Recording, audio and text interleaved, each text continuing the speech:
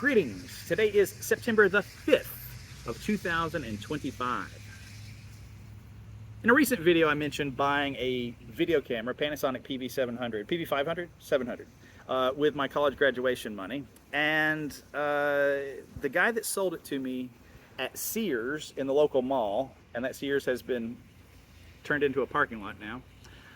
The mall is still there, but Sears at one end and JCPenney at the other were both flattened.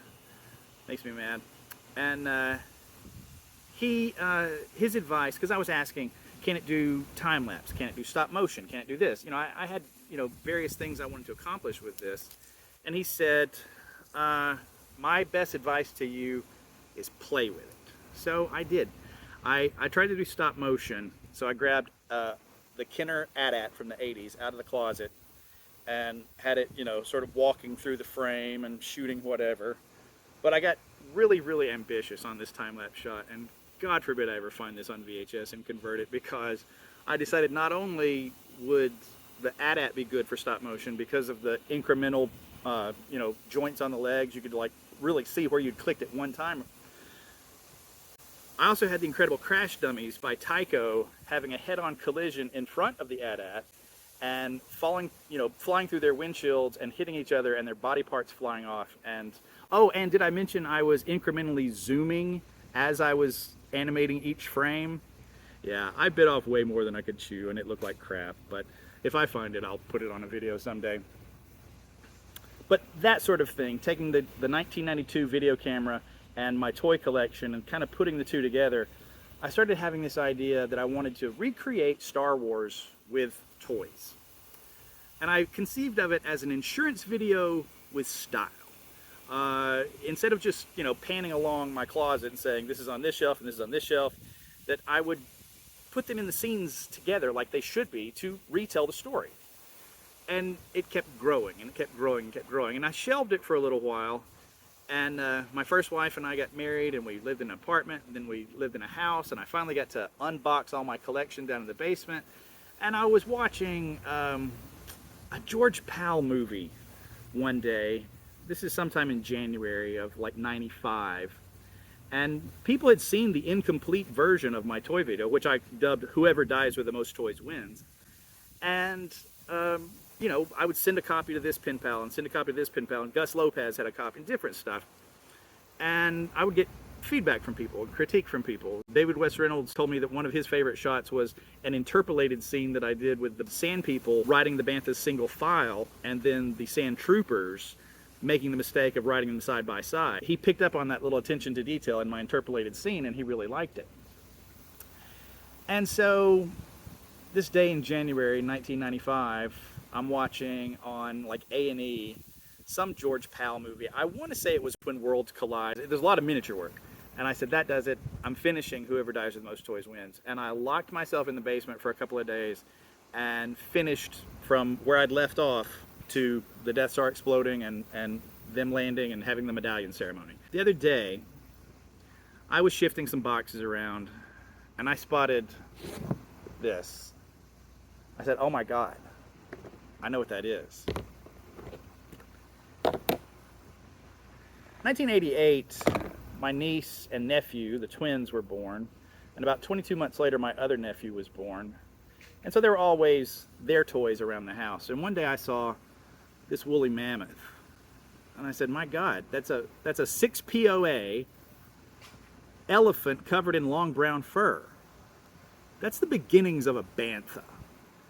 So I believe these two are actually the ones they had as kids, because the wire in the snout is coming out on that one.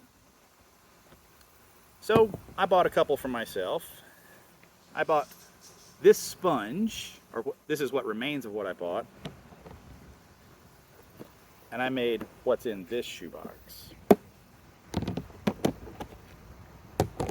So here are the banthas that I made in the early 90s. We'll say 92. So obviously I cut off the trunk and the tusks. I cut the hatch for the figure's legs to go in. I left the tail alone. And for the horns of the banthas, I took Oh, there's a rubber band stuck to him. Ugh. I took coat hanger wire, a big brass coat hanger, and I skewered their heads and then bent the wire into the shape of the horns, and then I pushed the sponge down over the wire and then trimmed it with a pair of scissors to make the horn shapes. So, and I made a pair of banthas. Crude, but effective. And the saddlebags are something, oh, that's got something inside of it. Coins or something inside. Oh, wow. I wonder. So these little brown velvety drawstring bags, I don't remember where I got those. They might have come with an aftershave that I wore at the time. I don't wear aftershave anymore. They're knotted too tightly for me to see what those are. I wonder if those coins, I used to have this under the sea game that had actual coins that were magnetic and everything. I wonder if that's what's in there. Seems like that's what I used. And then this was some sort of chamois cloth or something of Dad's. So I made, I'm sorry, I'm putting it on the Mammoth instead of on the Bantha. So I made one with a pack roll and one with saddlebags. And those were my mounts. I also made legs to hang over the side from a broken G.I. Joe figure. You remember the G.I. Joe hang gliders that you would throw and the rubber band would snap and the figure would just fall off? Yeah, I went through a couple of those because of the figure getting lost. And then one day found a figure out in the field behind my parents' house. Yeah, I'm thinking this is the legs of a grunt that I sanded down. You can see the remnants of that rubber band that I had to flake off because it's gone solid now. But that was in there as well. And I would put those over the sides so that the sand person appeared to have legs still. Did the same thing for the sand trooper, and I think those are with a sand trooper at the moment. So this is just a couple of minutes worth of memories from Whoever Dives with the Most Toys Wins. But as soon as I found these guys, I said, I've got to shoot a video about this. Does this interest you guys? Would anybody want me to do a whole series on the making of Whoever Dives with the Most Toys Wins, which I finished January 95, 30 years ago. I made my insurance video with style.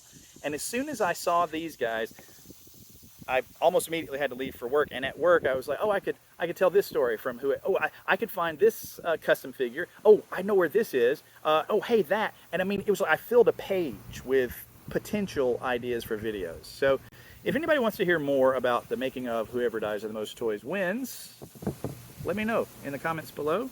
And that's a video series that I might enjoy putting together for you. I have plans, and I've done it in past videos, where I took the footage, which was shot in square format, 3x4 was the only way that video camera in '92 could shoot, and I recropped it down to 16:9, so I made it widescreen. In some of the Toyaholic videos, there's a few clips from Whoever Dives with the Most Toys Wins. So anyway, if that interests you, let me know, and this will either be just yet another Toyaholic video, or it could be the beginning of a new series of videos on how I made my insurance video with style 3 decades ago. Thank you for watching.